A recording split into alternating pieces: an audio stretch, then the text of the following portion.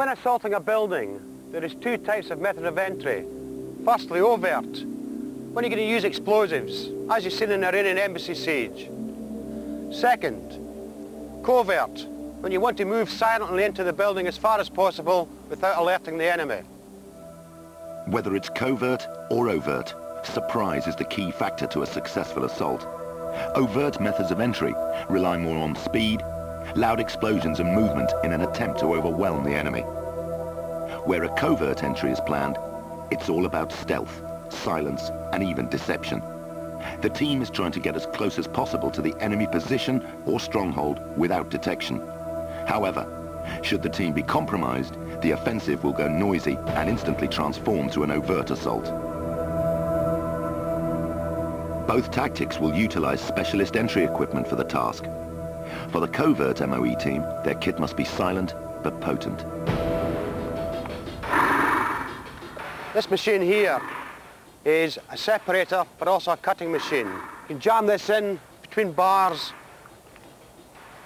operate it. The jaws will open up to give you easier access. This has got a 20-ton cutting force. Spreading, it's got a 4-ton spreading force. So it will cut through metal bars like a knife through butter.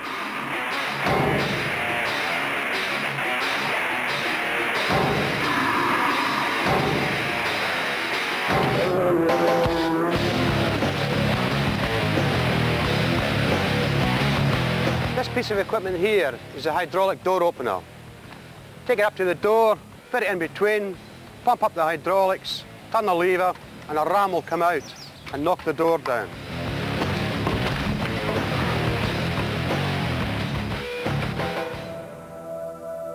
In order to disguise any noise made by the entry team, various sound distractions may be arranged to raise the ambient noise around the target area.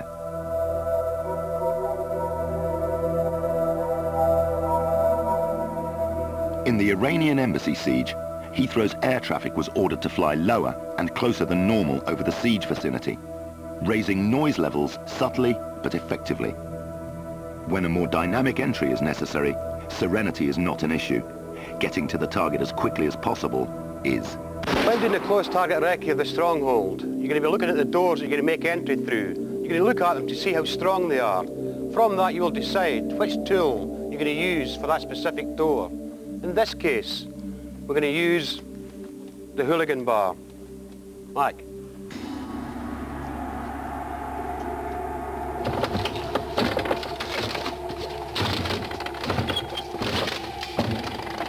When you're inside the building, next to the stronghold, you've made your covert entry, you're about to go noisy, you've got to get in there quick. To enable us to do that, we're going to use the dynamic hammer.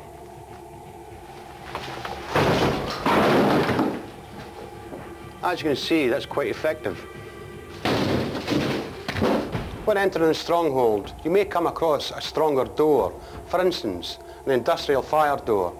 For that, you use the Remington 870 Magnum shotgun with the Hatton round. The Hatton round fires a solid plastic slug. You use that into the hinges, 1, 2, and finally into the lock, 3. Push the door over and you're inside.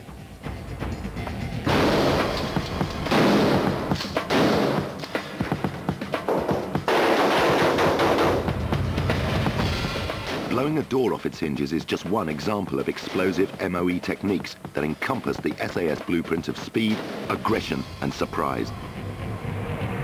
But just because a door is there, it doesn't mean that they have to be used. John McAleese is an expert in demolitions. You might not even use the door or the window, because you could have terrorists in there and they're thinking, aha, if they are going to come in, they're going to come through that door or the window, so they might barricade them. So instead of going through there, you go through the wall. You become sneaky, you know. A special device called a frame charge is used for blowing holes in a wall. Plastic explosive is positioned on a purpose-built board and is designed to force the explosion forward through the wall.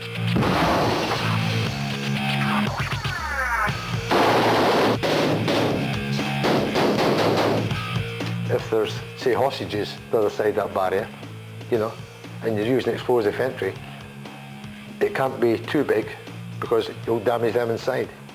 That's where you've got to make a quick decision. You know, is the risk of them getting slightly injured greater than saving their life? You know, you've got to get that happy balance. The same frame charge can also be used for blowing out windows.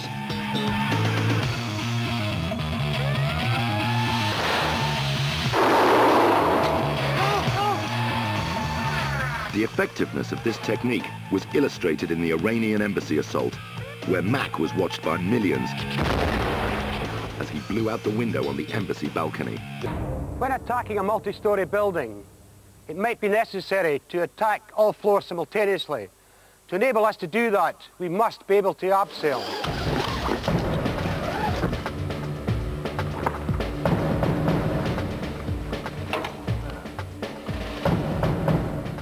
Okay, let's have a look at the equipment. We have a full body harness. We use a full body harness because it keeps us nice and erect when we're coming down the face of the building. Attached to the body harness, a carabiner and a pretzel. Always a lock gate carabiner, so it's nice and secure, firm and safe.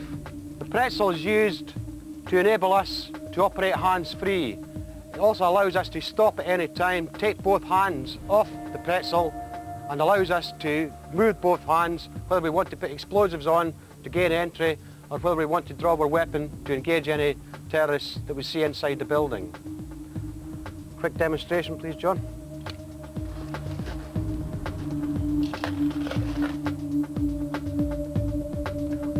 Hands off, perfectly static. Pull your weapon out. You can draw his sidearm or you can draw his MP5 if required.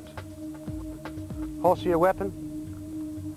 Okay, Paul, see you at the bottom.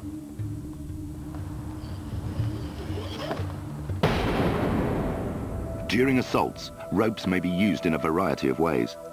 In areas of difficult access and where sheer speed is required, teams may be deployed using fast roping techniques. In hostage rescue scenarios, every second counts, and the quickest way of getting a team off a helicopter is by using fast ropes, which can deploy a team of 40 soldiers in a matter of seconds. There are no hooks or fastenings. Gravity and a good grip is all the ingredients needed to get down. In any scenario, the squadron will plan to attack the building in a number of ways. Multiple teams will aim to assault the building from all directions. Sometimes aerial deployment is just not practical. And where a large area of open ground needs to be covered quickly, the SAS may employ certain methods that may appear somewhat unorthodox.